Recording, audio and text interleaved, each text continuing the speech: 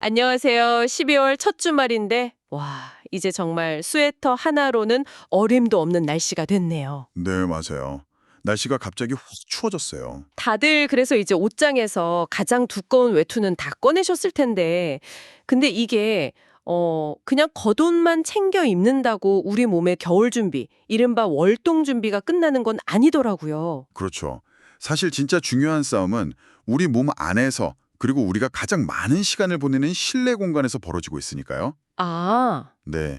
겨울철 건강 관리는 단순히 추위를 막는 걸 넘어서서 뭐랄까 보이지 않는 위협으로부터 우리 몸이라는 요새를 지키는 그런 종합 방어 작전에 가깝습니다. 몸이라는 요새를 지키는 방어 작전. 와, 비유가 딱 맞네요. 네. 그래서 오늘은 여러분의 그 성공적인 방어 작전을 위해서 저희가 JW 중해제약 그리고 대한민국 정책브리핑 질병관리청에서 내놓은 자료들을 아주 샅샅이 분석해봤습니다. 네네. 이 자료들 속에서 정말 쓸만한 핵심 정보, 그러니까 여러분의 요새를 철통같이 만들어줄 필승 전략만 저희가 쏙쏙 골라왔습니다.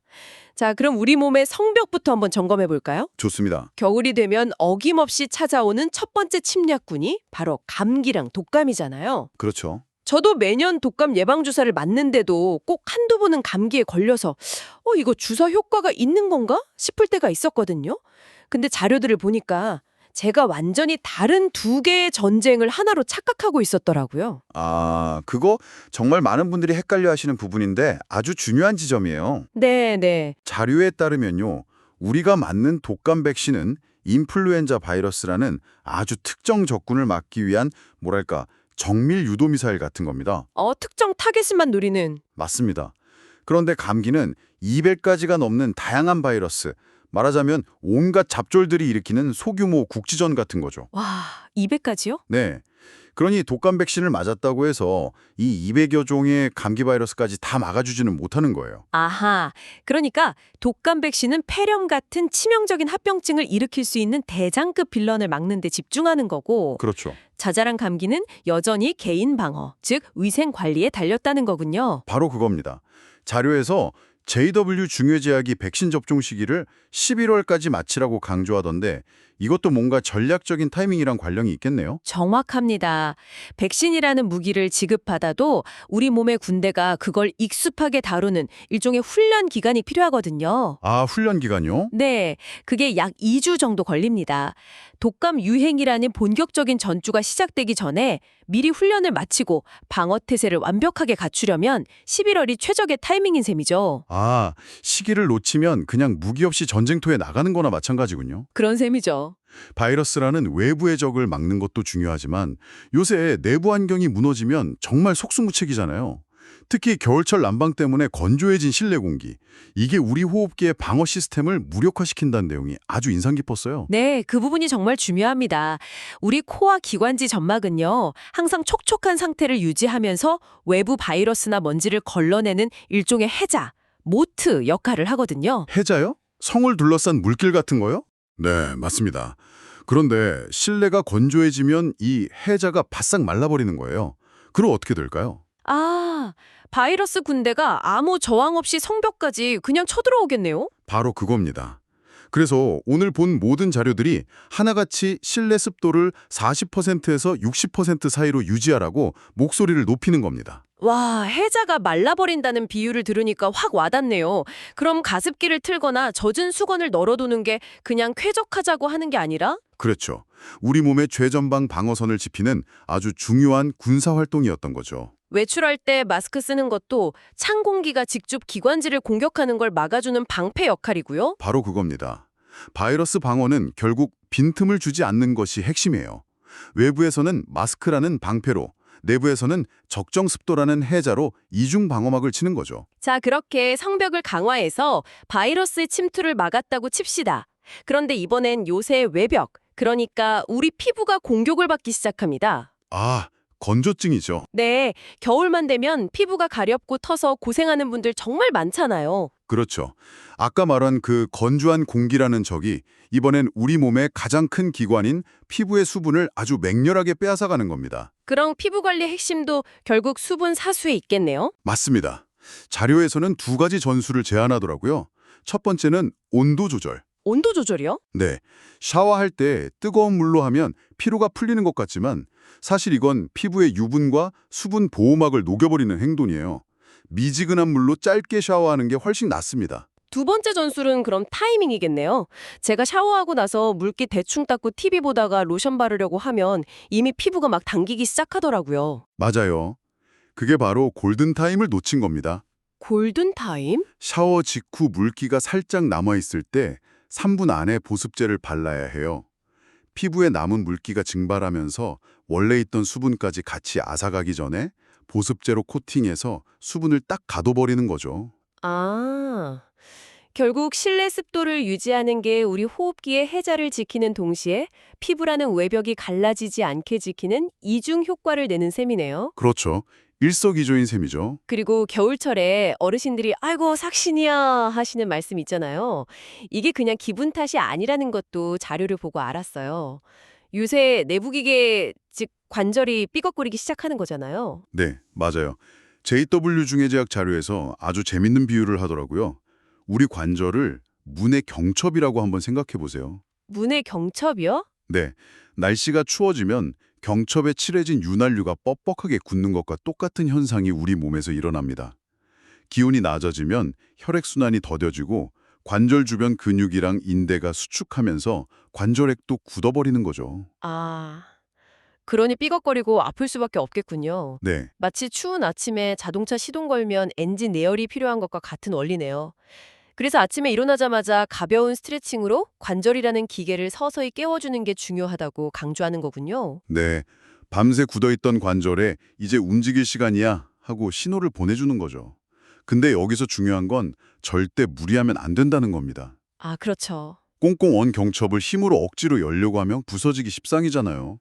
실내에서 할 수 있는 요가나 가벼운 근력 운동으로 관절의 유연성을 꾸준히 관리해주는 게 추운 날 갑자기 야외에서 격렬하게 운동하는 것보다 훨씬 안전하고 효과적입니다. 자, 그럼 지금까지 나온 이야기들을 바탕으로 우리 몸이라는 요새를 지키기 위한 겨울철 작전 수행 매뉴얼을 한번 정리해보죠. 네, 좋습니다.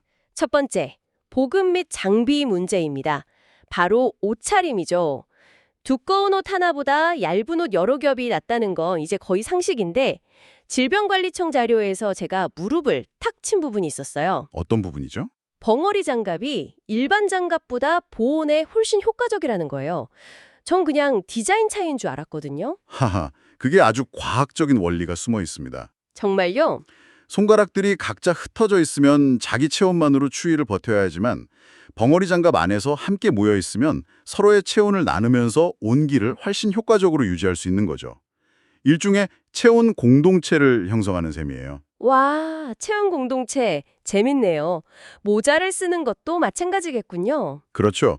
우리 몸의 열기가 빠져나가는 가장 큰 통로가 머리인데 모자로 그 굴뚝을 막아버리는 효과가 있는 거고요. 여기서 체감온도 개념도 짚고 넘어가야 할 것 같아요. 기온이 영하 5도인데 바람이 불면 체감온도는 영하 15도까지 떨어진다고 하잖아요. 맞아요. 그게 바로 바람이 우리 피부 표면에 따뜻한 공기층을 계속해서 훔쳐가기 때문입니다. 아, 온기 도둑이네요, 바람이. 네. 그래서 모자나 목도리는 단순히 멋이 아니라 이 온기 도둑인 바람을 직접적으로 막아서 체온 손실을 최소화하는 가장 효과적인 방어 장비인 셈이죠. 두 번째 매뉴얼, 식량 보급입니다. 면역력을 위해 비타민C가 풍부한 음식을 먹는 건 좋은데 여기서 정말 위험한 착각이 하나 있더라고요. 어떤 거죠? 술 한잔하면 몸이 확 풀리고 따뜻해지는 느낌. 저도 가끔 그런 유혹에 빠지는데 자료들은 절대 아니라고 경고하고 있었어요. 그건 우리 몸이 보내는 아주 기만적인 신호입니다. 아주 위험해요. 기만적인 신호요? 네. 우리 몸은 추울 때 핵심 장기를 보호하기 위해서 피부 근처 혈관을 수축시키거든요. 그래서 따뜻한 피를 몸 안쪽 깊숙이 보냅니다. 이게 정상적인 방어 시스템이에요. 네네. 그런데 알코올이 들어가면 이 시스템을 강제로 무력화시키고 혈관을 확장시켜버립니다. 아, 그럼 따뜻한 피가 피부 쪽으로 확 몰리니까 잠깐 따뜻하게 느껴지는 거군요. 하지만 그건 결국 결국 우리 몸의 가장 소중한 자산인 중심 체온을 피부를 통해서 대기 중으로 그냥 내다버리는 행위입니다. 와, 비상발전기를 돌려서 파티 조명을 켜는 꼴이죠.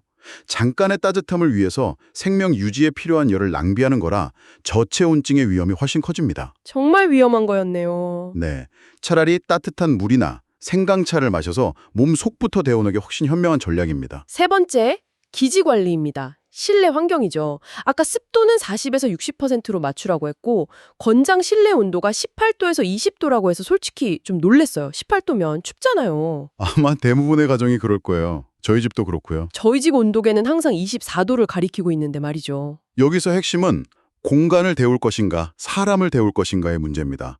난방을 세게 해서 공기 전체를 덮이면 그만큼 공기는 건조해지고 우리 호흡기와 피부는 공격받게 되죠. 아, 하지만 온도를 18도에서 20도로 유지하고 대신 내복이나 가벼운 겉옷을 입어서 사람을 직접 데우는 게 에너지 효율 면에서도 우리 몸의 건강 면에서도 훨씬 이득이라는 겁니다. 그리고 환기.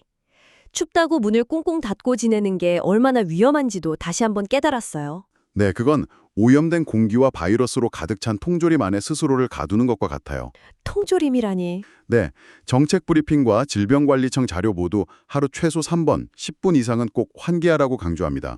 특히 질병관리청의 팁이 아주 구체적인데 대기오염 물질이 지상에 깔려있는 이른 아침이나 늦은 저녁은 피하고 오전 10시에서 저녁 7시 사이에 맞바람이 치도록 양쪽 창문을 열어두는 게 가장 효과적이라고 하더군요. 와, 아주 구체적인 팁이네요. 네.